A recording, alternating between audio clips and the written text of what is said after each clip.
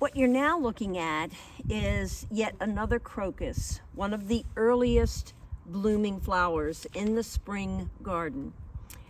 Normally, this crocus is grouped as a cluster.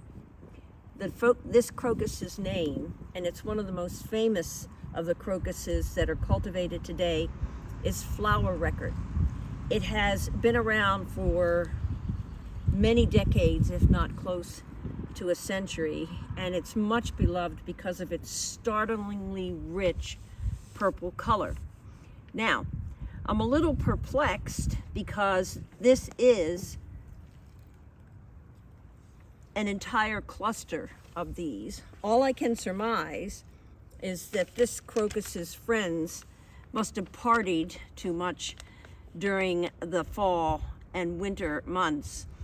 And this you're looking at must have been the designated driver, because it's the only one that's up when the rest of them should have at least been poking their heads through the soil.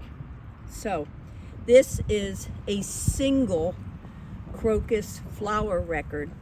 Belongs in a cluster. I'd recommend planting about 10 or more at a time, and that gives you the clustering effect, which you're not seeing here.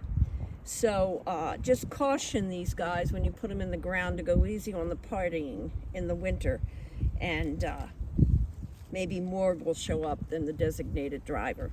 Plant them 4 inches to 6 inches deep, and a good 4, maybe even 6 inches apart.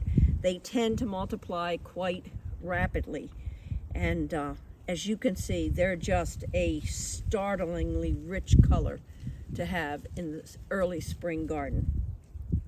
Now we're still talking about crocus, and remember 3 days ago I showed you this crocus, and I said I can't understand where the rest of them are. The only thing I could conclude is that this must be the designated driver, and the rest of them had partied too hard in the fall.